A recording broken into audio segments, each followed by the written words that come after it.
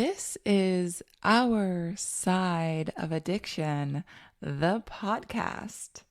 I'm Amanda Bork. Let's go.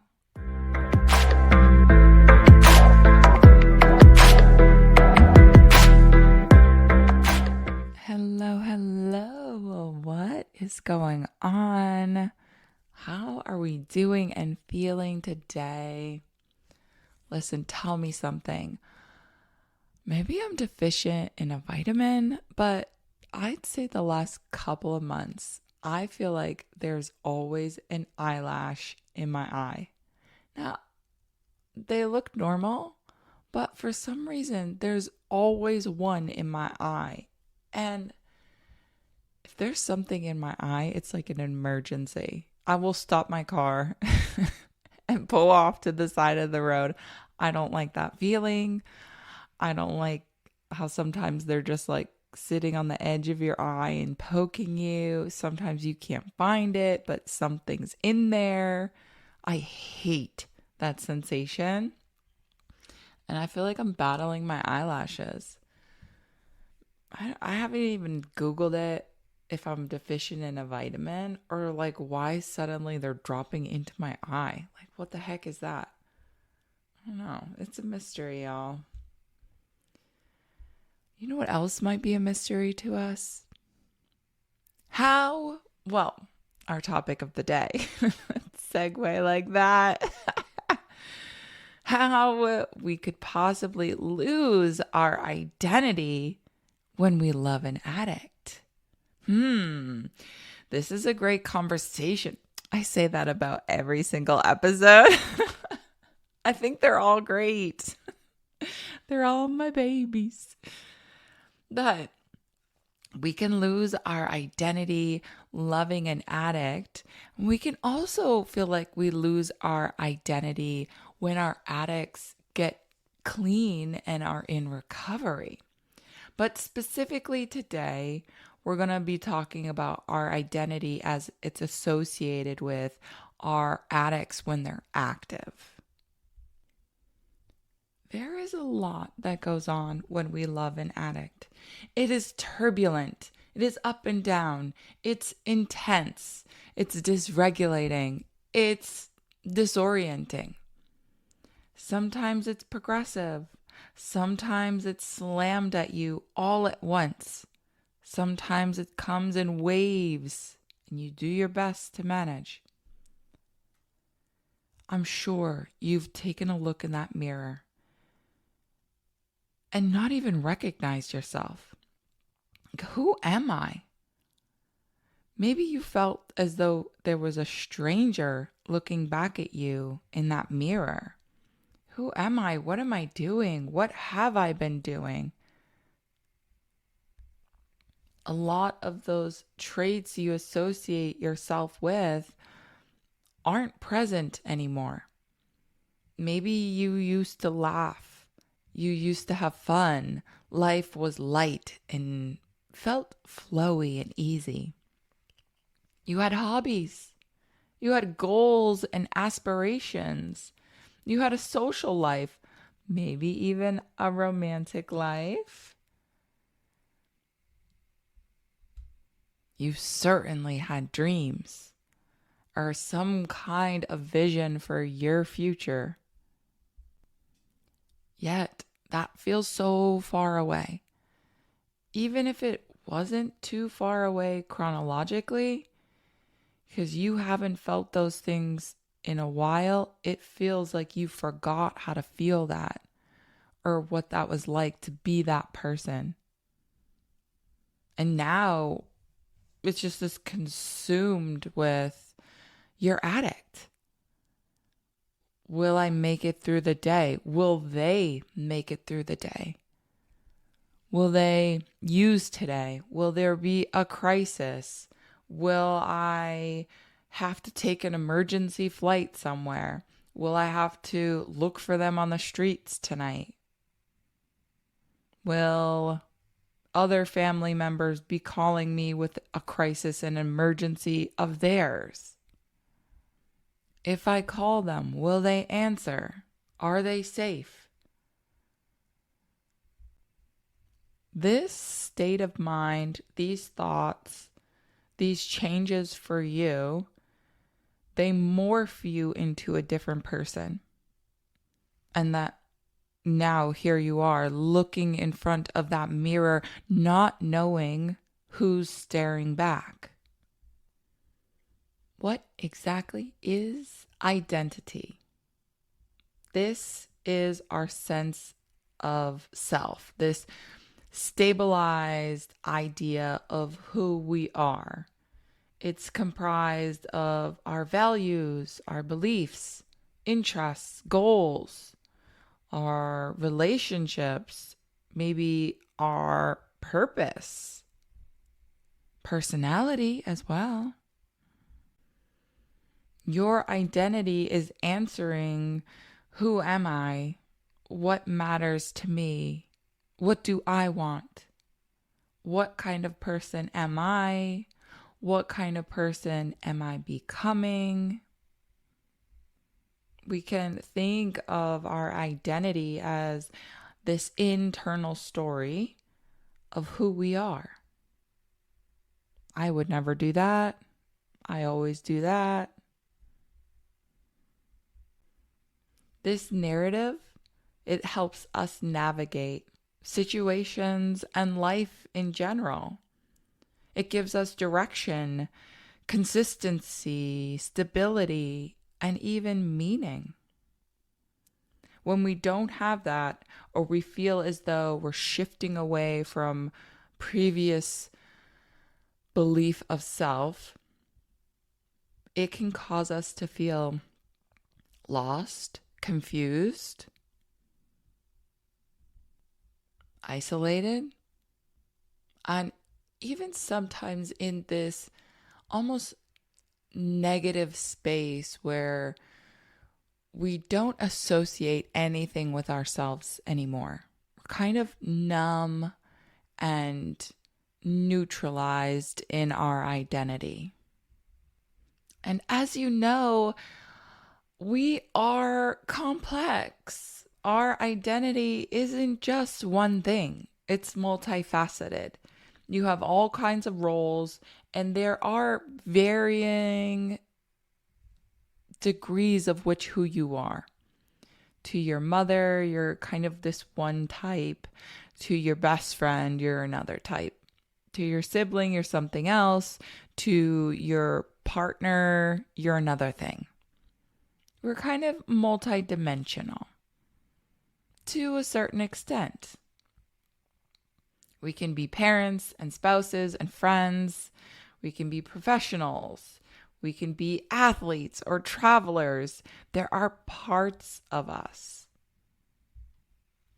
And we like that, and that's good. The issue with loving an addict is the density of that experience becomes dominant in our lives. That's our main focus, and everything else falls away. That athlete, that sibling, that spouse, that friend, all of it fades away, which leads into more of the upset that we feel when we feel like we lose our identity, is because a lot of those faceted parts of ourselves, they fall away. And we just kind of become one thing to one main person, and then the scraps for everybody else. What we find is that when we love an addict, our identity generally,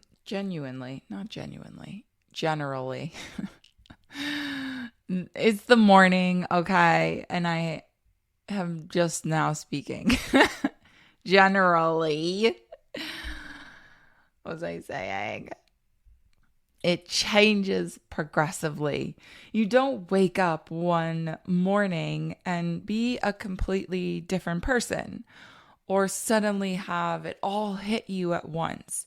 Usually what we find is we're progressively asked to change our identity, to sacrifice, to manage, to alter, to mitigate, to rescue. We're progressively put in situations or asked to become something for someone else. And we do it. We oblige because this is a complex situation and we think we're doing good for our loved ones by putting ourselves in the back and putting them in the front. It's that one emergency, that one crisis, that one sacrifice. That's why it's incremental, because of course I'm going to handle that emergency. Of course I'll sacrifice this for you in this moment. That's the progressive part, because it's not just going to be the one. It's going to be another and another. And then years later, you realize, oh my gosh, this has been years of self-sacrifice, years of emergencies, and years of rescuing. But in our heads, it's just, we're trying to just manage the one in front of us so that we can move on. This density, of course, pulls away from all those other beautiful, faceted parts of ourselves. Maybe you stop pursuing your hobbies or your plans for the future, those goals, they get pushed off or postponed. Your friendships fade away, romantic relationships might end. And before we know it, all this time has passed and we've become different. Everything revolves around that addict and their addiction. That's kind of our central world. As you know, when we love an addict, when really there's dysfunction in any home, every single family member assumes a specific role as a means of survival, adaptation, and survival. And we do have specific episodes on each of the roles, and we go into that deeper. But it's important to talk about here because these roles shift our identity. Now, you might have felt as though in this situation with your addict, you had to become a rescuer, a peacekeeper, a caretaker. You had to become somebody's hero, maybe not the addict, but someone else's hero, another family member. They would call you and ask you to come rescue and save, and you were their hero. Maybe you had to be invisible because the addict took all the energy, all the light, all the attention, and you had to fade away into the background, not making noise, making sure all the reserves get saved for the addict because they need it. They need it more than you. What we see is that so much of our energy gets wrapped up in the addict, all that attention, but also your energy as well. And you're trying to survive this crazy traumatic experience.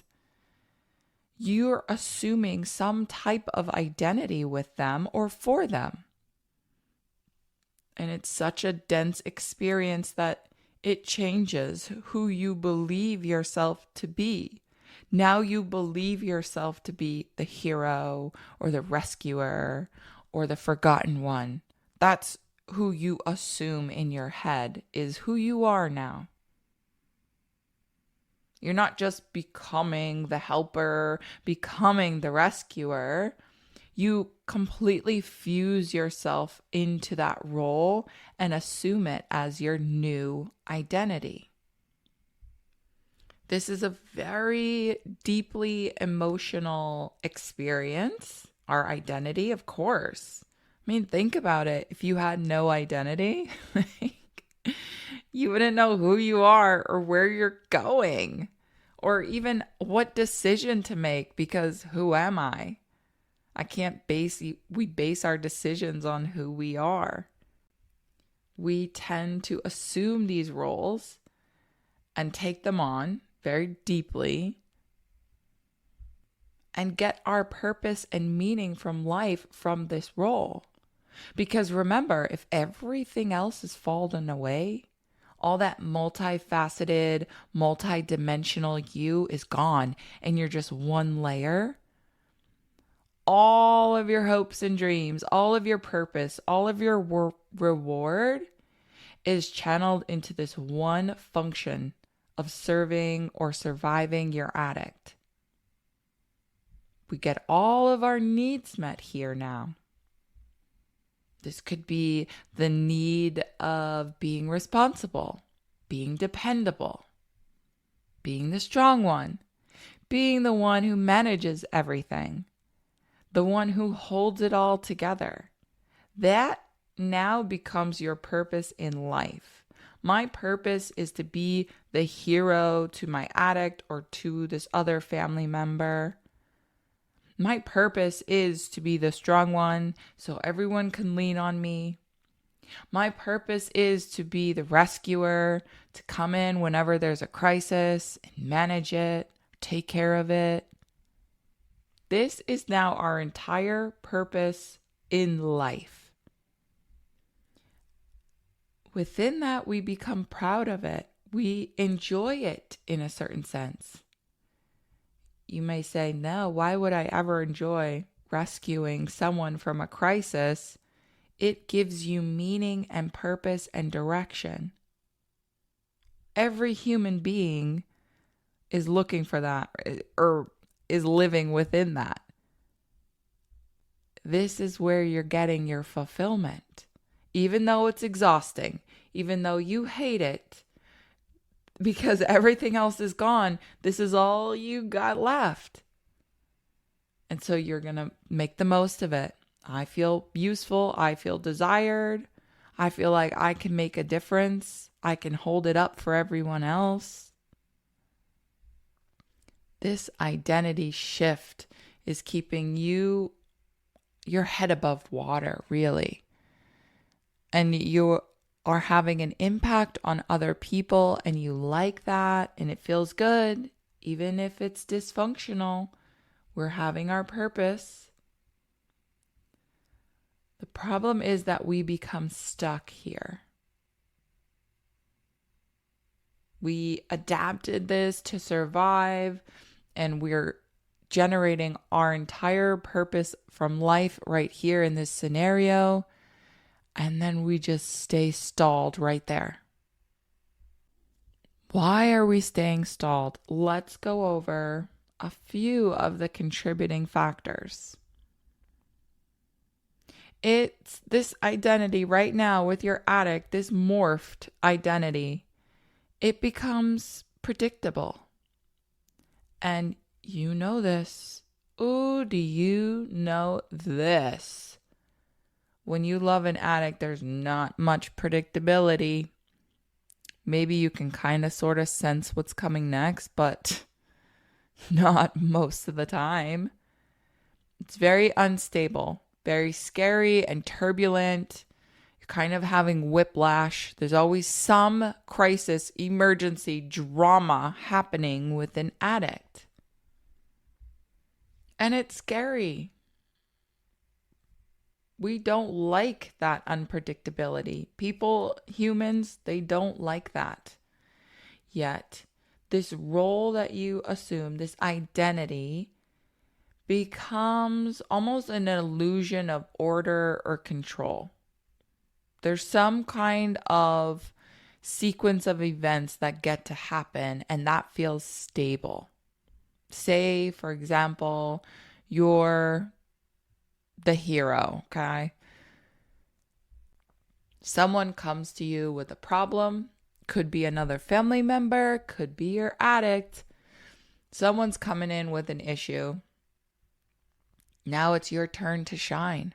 You get to step up. You get to fulfill your purpose, some kind of direction, and you go in there and be the hero. In whatever context you need to be, you're it. You have your own order of operations, and it feels as though you're empowered, you're in control, there's order, there's a sequence of events. I'm needed. A little bit of the light is being shined in my direction. I'm being noticed. It might feel like you have the power to control a situation or an event. And that feels good. Another one is that it helps to protect against fear. Feeling like you have this purpose and this meaning in this identity with your addict, it safeguards you from that fear, from the uncertainty. I get to jump into action. I get to do this, that, and the other. I get to be this, that, and the other. Because loving an addict is terrifying. You in this identity brings that terrifying down several notches. Because you do feel like you have a slight element of control, but also that you have this purpose here. The next one, our identity, it preserves hope. If I just try one more time, if I keep trying, things will change. If I can go in there and save them, maybe they'll be convinced to go into rehab. And maybe this whole thing will be over. They just need me one more time. They just need me this one time. I have to maintain this identity to maintain my hope. Because remember, you feel like you're in active control mode. And that ties into you still safeguarding that level of hope. Then the last one I have here is that this identity provides you with a purpose. We get consumed with our addict and everything that's going on. Our life drops away and we can no longer focus on ourselves or our lives. This identity with your addict gives you some purpose. There's some meaning and reason to get up in the morning, to pursue the day. Going again to our hero example, there's a huge level of purpose in that role. Huge. And it's extremely rewarding, even if it's dysfunctional. It's a highly rewarding role. You get to feel like you're helping someone, that you're making a difference, that you're solving some problem, that people get to lean on you. And that feels great. Even under the circumstance, it feels great. Say everything was the same, but you didn't have this role or this identity as a hero. We're going to feel lost, disempowered, weak. Having this identity gives us some kind of drive for the future. How exactly has your loved one's addiction changed your identity? I don't know of anyone who has not been impacted by their loved one's addiction as far as their identity goes. I don't even know if that's possible to not be impacted. You're going to be more anxious, more fearful, perhaps isolating yourself. You're just in general going to be more suspicious, more exhausted, more controlling. These are all adaptations. This is you responding to their addiction. You don't want to be hypervigilant. You don't want to be overbearing and controlling and obsessive over whether or not you can get in contact with them. You don't want that. But you feel like you have to become that in this situation. You're expecting danger.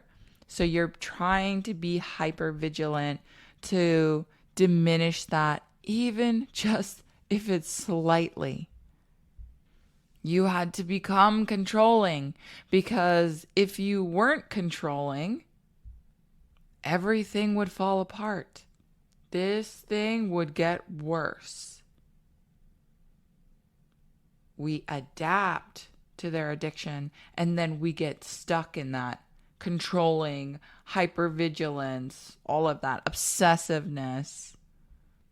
Once we get trapped in there, we start having our own reflective thoughts, such as, I'm the one who fixes everything. I'm everybody's hero. I'm the only one the addict has. Everyone else has left them. I'm the only one here helping them. I'm the only one keeping them alive, keeping this family afloat. If I stop, everything will fall apart.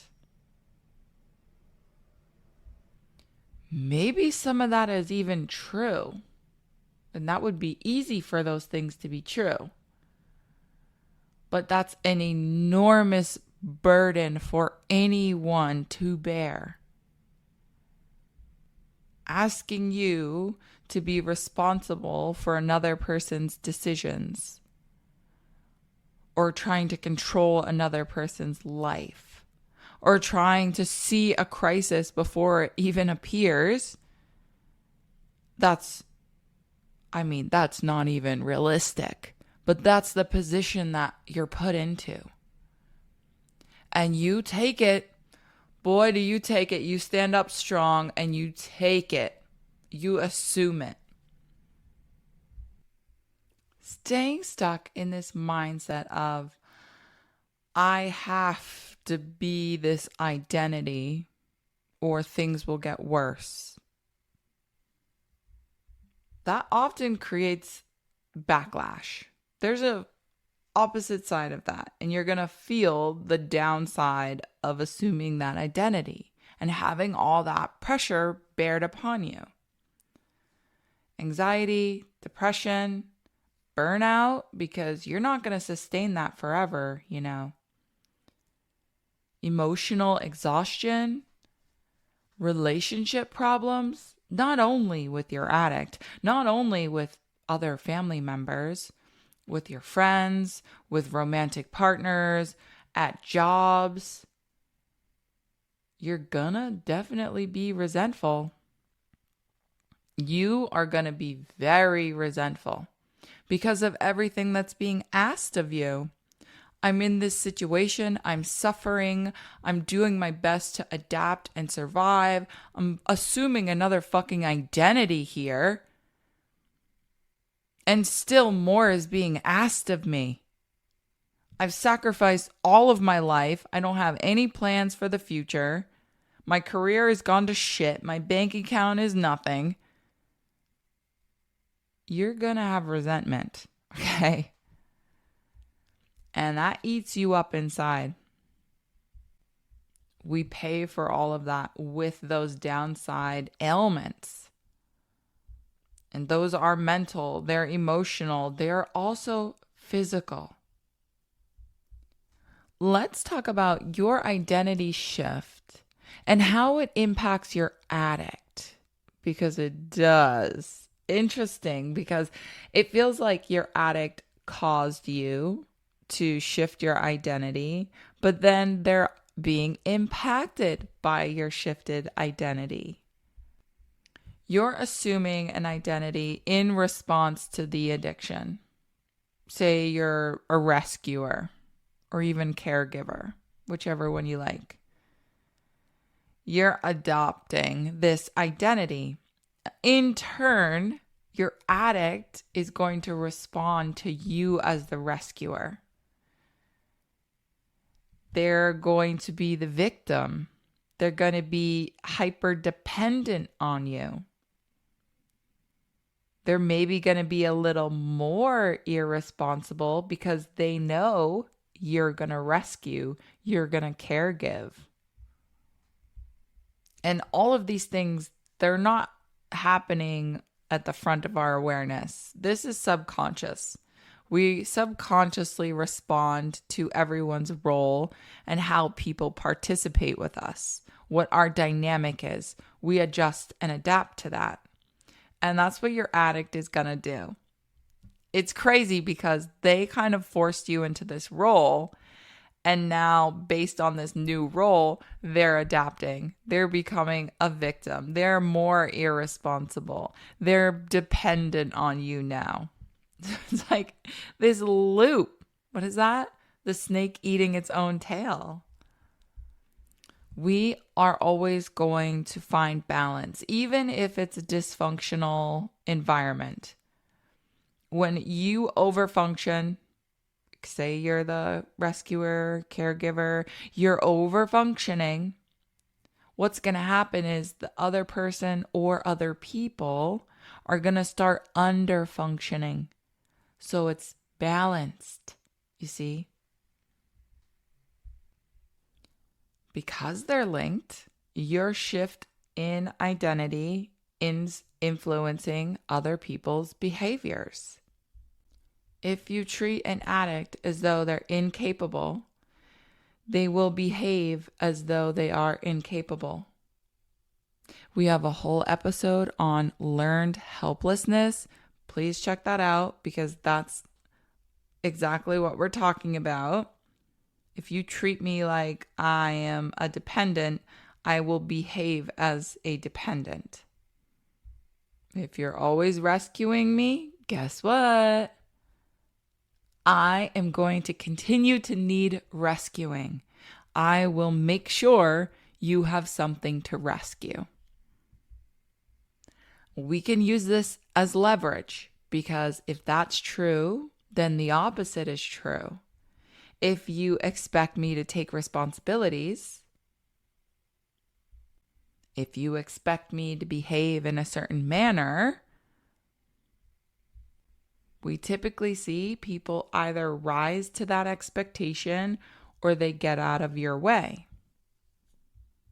We use that as leverage with our addicts because you can either teach them to be helpless and dependent, or you can teach them to be responsible and accountable. Of course, none of this actually means they're going to wake up and realize, I need treatment. I don't want this life anymore. No, doesn't necessarily mean that. But as you know, a person must feel responsible for themselves if they're going to take responsibility over themselves. I want us to look at rebuilding our own identity because that's very important that you regain control over your identity and your life. You might have felt forced to sacrifice yourself, your life, for your addict. And it might not have been even a choice for you. It's just that was what you had to do. Yet, I want to make sure we're not getting trapped into this new assumed identity. At the very least, I want us to start implementing some dimension to it so that you're not just one thing to one person. We want to start, at the very least, bringing in those other dimensions for you. How do we do that? Well, start asking yourself some dang questions, okay? What matters to me? What do I enjoy? Who was I before addiction dominated my life? What dreams have I postponed? What have I been neglecting? What kind of life do I want? Independent from my addict's choices. Those are really good questions to start investigating where we can bring in some facets. and some strategies for us to go ahead and do that. We want to start slow and low. That's what I always say, go slow and low. Okay, reclaiming small parts of yourself. We go slow. And that's going to look very special to you. Reading. Maybe you used to read books. You enjoyed it. It was your peace time. You got to move time and space in your imagination. We can start reading again. You can spend 30 minutes every day with your book. Could that be exercising again? We were talking about hobbies earlier. Was there a hobby you put down that you could pick up right now because you got all the supplies or all the resources you need to go ahead and do that hobby? Could be reconnecting with friends. Just going out somewhere and laughing. We lose a lot of these basic things about life when we love an addict. The simple act of finding pleasure in life and laughing. Putting on a funny movie. Going to a comedy show. They have funny little things like on YouTube. Impractical Jokers, I think that's what they're called. They just do little jokes, skits, and things like that. This is how we get to reclaim smaller parts of ourselves and bring those facets back in. The next strategy is developing new roles. Diversify a little bit. You've been so caught up in being the hero, the caregiver, the rescuer, and that's been your only thing. Let's broaden it. Are you a friend? Are you a creator? Maybe you're a learner, a traveler. Diversify just a little and pick one thing. Going with the low and slow? Pick one thing. You know what? My friends used to be such a high priority for me. We used to spend a lot of time together. We haven't spent much time together in a long time. Let's go reconnect with one friend. Have a coffee once a week, once a month, whatever you guys are into. Or meet with a friend to go ahead and go do a yoga class. Or go for a walk with my friend. Maybe you go fishing.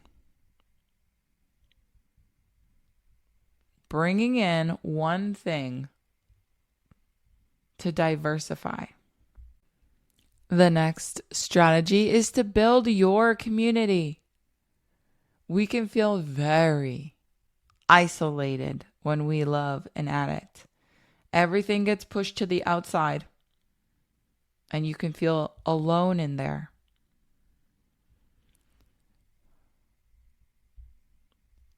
Building a community helps us with connection, helps us elevate through that isolation and that darkness.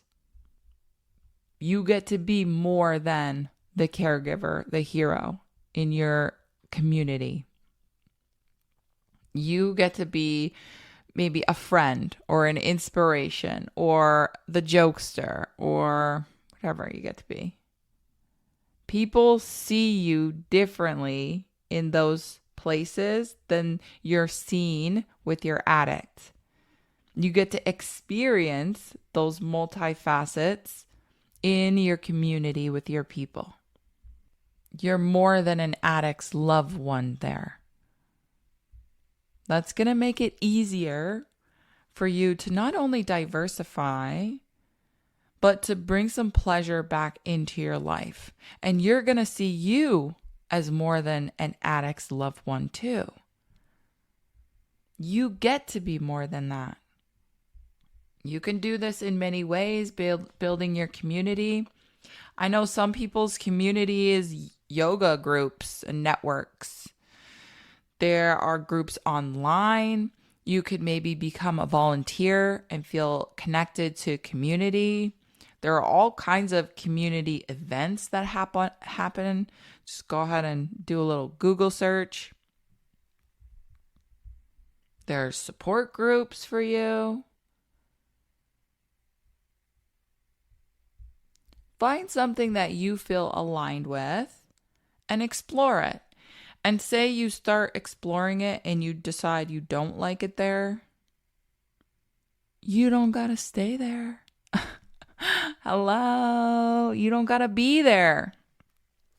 I was in a public speaking group, Toastmasters, and I was there probably like 8 months, something like that. And there was one lady in that group, just a bitch. Just, I don't know what her problem was. Just nose in the air, snooty bitch attitude. And Toastmasters is a very supportive group and everybody's very encouraging. But this chick just always gave a fucking attitude. And she wouldn't even address me properly. She would just give off such fucking snarly vibes. I liked being in the group. I liked advancing my skills and getting better at communication and getting feedback. But this chick was just too much for me. The way she would talk to me and give me these nasty looks or blow past me. And I just was like, you know what? I don't fucking need to be here. I don't gotta be here. So I just left the group. If you find you're not aligned with something anymore, you can leave. And guess what? There are Toastmasters groups everywhere. I could go to any group anywhere and check it out. If you go to some, let's say you're into yoga, if you go to yoga community events and groups and it's a little too woo-woo for you, you don't gotta keep going. Just find another one. Maybe you change it and you're into photography or pottery or volunteering and doing community action stuff. Move around a little bit. And if you go to one spot and it doesn't fit, don't stay there. Move on quickly. Go to something else. Then the last strategy for us here is, I'm going to say it, y'all. The B word. Boundaries. You're going to start practicing those because that's what's going to help you get unstuck, untethered from this identity that you have assumed with your addict. It's uncomfortable and people are not going to like when you shift. Say you've been the hero and you've swooped in on every single issue and crisis, and you suddenly start implementing the B word. You think people are going to be happy about that? You think they're going to cheer you on and be encouraging? No, you've been the hero. You've been the one that they've been leaning on, the one who fixes everything. They're not going to be happy when you start implementing boundaries. Doesn't matter, but I'm just telling you, expect pushback. Expect to be demonized for having boundaries and attempting to reclaim your fucking life. I know it's crazy, but that's how people are going to respond to you. Don't worry, you're not doing wrong. It's just going to be even harder for you. But we want to stay steadfast in our boundaries, irregardless of how people respond to us. I just want you to be prepared for the pushback. Our boundaries are going to be an asset in helping us identify who we are, what we value, what we're willing to do, what we are unwilling to do. They're going to strengthen those facets that we're trying to bring back in. and they're going to support you in the bringing of in. Did that make sense? Don't worry, it did. You know what I mean. We are also going to be redefining strength because you've assumed some type of role and you had to be strong in whatever context. Even if you had to be invisible for your addict, you had to be really dang strong to stay invisible to everyone. You had to be very independent. You had to root for yourself. All your success and failure was alone because you had to stay invisible. And say you were the hero where you carried everything. And that was your definition of strength. I carry everything. I solve everything. I'm everything to everyone. No matter what end of the spectrum of this you're on, we're going to redefine what strength means. Because strength isn't you bearing everything. Strength is allowing other people to take responsibility for themselves, to carry their own responsibilities, to not need your assistance trekking it up the mountain. Accepting uncertainty is also strength. I'm uncertain, I'm afraid, I'm scared. I don't have to respond by being a hero or a rescuer or shuffling away. I can accept that it's uncertain or I'm afraid. That's a definition of strength. Letting go of control is strength. I don't have to control this. I don't have to dictate this. I don't have to be hypervigilant here. I am not supposed to control everything, and I'm not gonna. Honoring your needs is a strength. And I know that because a lot of us aren't capable of that. What do I need? What feels good for me? What feels right for me? And this might be hard, but I'm going to tell you something. Sacrificing yourself is not what's going to convince your addict to get into rehab. It's not what's going to make them successful either. We tend to believe that sacrificing ourselves is necessary for our addicts. It's not true. And it doesn't even matter how much of yourself you sacrifice or how long. That decision is 1,000% on the addict. You could run yourself into the ground and your addict still won't go to rehab because it's got no connection to you and your self-sacrifice. None. It's all in the hands of the addict. The more we understand that, the more we can start honoring our own needs. And this will be very difficult at first. That's why we go low, we go slow.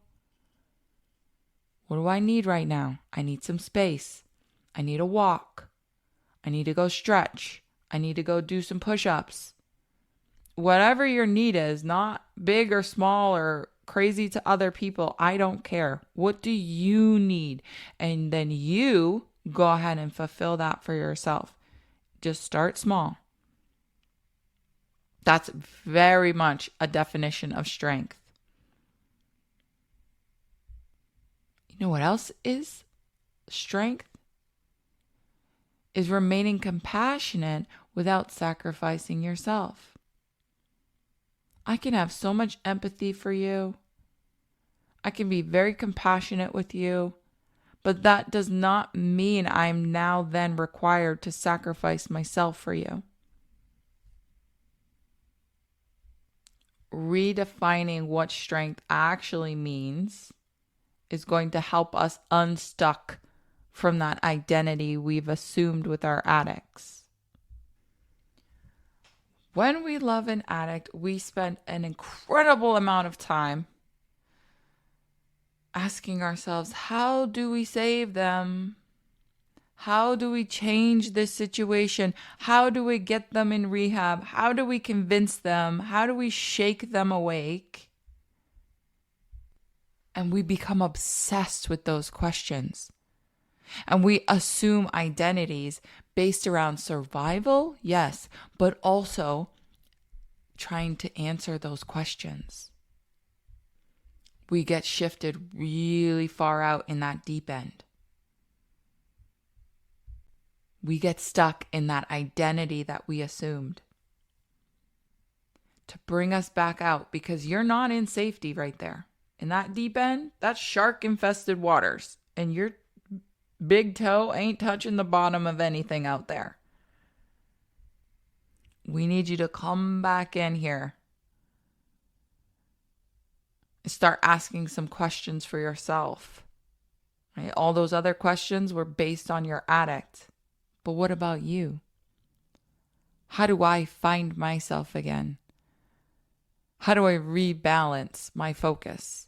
How do I make this a little bit healthier for myself? How do I serve myself? Because I have fucking needs too. And I have a life that I need to survive too. And I have a future too. No, we can't control our addicts, though we try. Oh my God. Do we try? And you have tried. To no avail, though. You know what you do control, what you do have influence over? That's yourself. That's your recovery, your process, your side of this addiction. You're more than a hero, a rescuer, a caretaker. You're definitely more than the loved one of an addict. Your life deserves attention and meaning, joy, purpose, and expansion. This doesn't mean you stop supporting your addict. This doesn't mean you stop loving them or participating in a dynamic with them. What this means is that you're shifting your identity so that you stop losing yourself for the sake of them. So that you stop, oops, did I get you? Oh boy, I got you. You can't even deny it. That was a good one too. Sometimes I feel like you feel it coming, but that one I'm pretty sure I shocked you. That's our episode on loss of identity when we love an addict who's in active addiction. Check out the episode specifically. We break each role down per episode. So we do a whole episode on the hero, a whole one on the lost child, the scapegoaty, my scapegoats. We break it down one episode for one role. Go check those out, whatever roles you're identifying with. But also you understand a little bit more of where this is even coming from, how you got swept up in a new identity, and how that really made everything else in your life fall away. You're also left, of course, with strategies because I got you. So we want you to start shifting and go low and slow and slowly reintroduce some things into your world again. You know, we come out with a new episode every single Thursday morning. Come check it out. I'll leave some info in the show notes. Until the next episode. Ata.